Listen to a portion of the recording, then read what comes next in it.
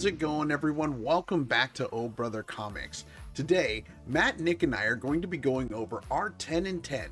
That's our weekly comic book review where we take 10 books that came out this last Wednesday, we go ahead and read them, then give you our thoughts on them. Well, we try and get this done in 10 minutes or less, so no more wasting of time. Let's jump over to Nick with our first book. What you got for us, bro?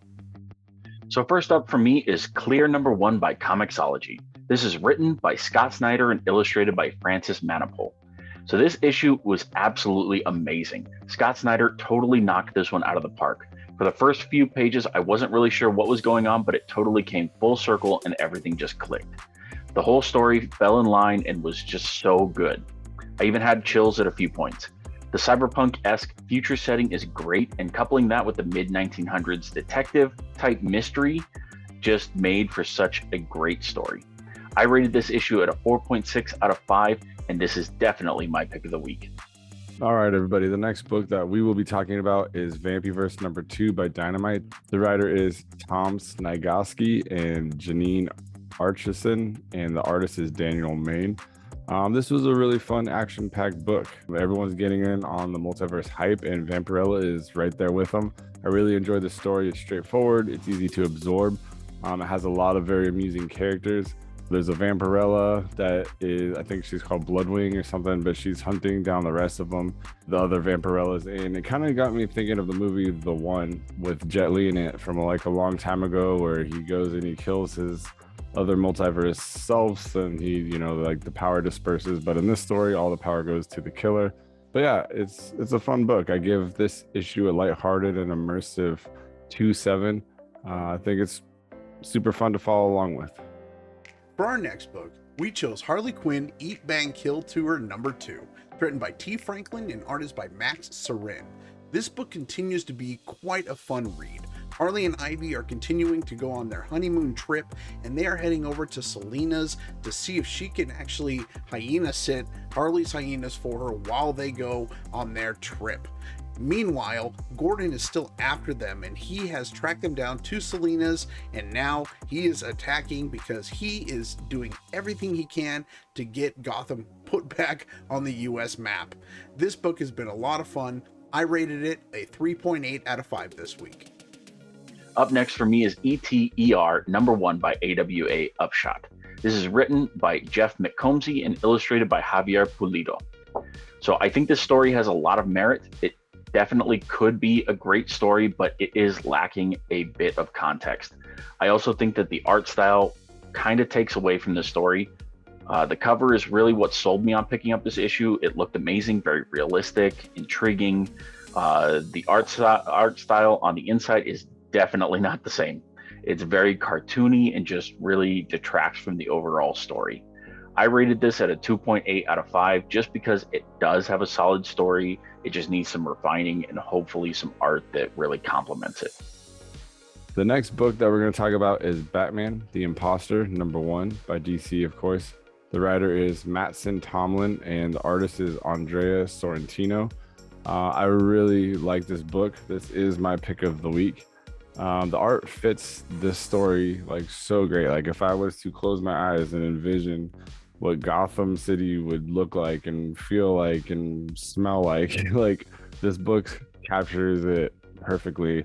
This book was really, really cool, really well written. There is an imposter that's going around imitating Batman and killing criminals. And part of me is kind of like thinking, like, is it an imposter? Like maybe this is Batman. Like we have a couple really cool characters introduced, one being a psychiatrist and one being a detective. And they're both very interested in Batman and Bruce Wayne separately. But this is a dark and it's a gritty book. It's like heavy. I really, really enjoyed this book and I'm really looking forward to following along with this story. You cannot go wrong with Batman. I give this book a dingy 3.7. Like I said, it's the pick of the week for me and I can't wait to see what happens next. Next up, we have Power Rangers #12. It's written by Ryan Perot and artist by Francesco Mortorino. Well, we continue alongside the Omega Rangers just after we saw the last emissary get killed from the last issue.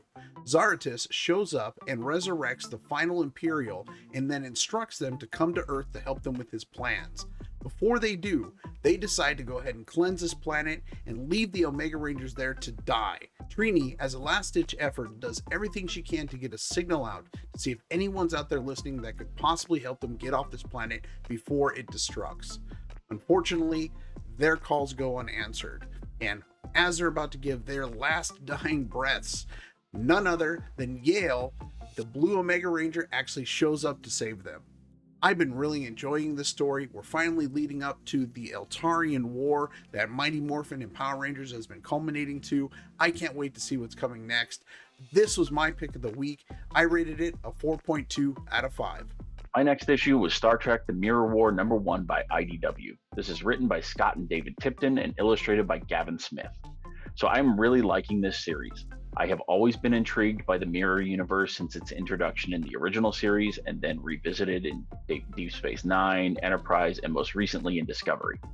I just think it's so much fun watching everyone secretly plot against each other while still trying to work together to gain as much wealth as they can. And this story is no exception. This one picks up where issue #0 left off, with Inquisitor Troy interrogating Barclay. After they stole him back from the main universe, he was impersonating himself while keeping his good counterpart in like a capsule in his quarters. And they allow him to reintegrate into the hierarchy in the Mirror Universe because he offered up information about a technologically superior shipbuilding alien world that they can use to make their own armada and advance on the Emperor. So overall, great story, amazing art, and just a fun read. I rated this at a 3.6 out of 5. The next book we'll be talking about is Rise of the Jinn #1 by Xenoscope. The writer is Kevin Gravu and the artist is Elmo Bondoc. This is a really cool story. It's very mysterious. It has very cool elements to it. There's a supernatural war going on, and the main character, Tamara, is shown to be a very important piece to this story. Right now, it's not really certain like what that means, then not even to the reader, we don't know, but I do like the mystery. I think it's really cool.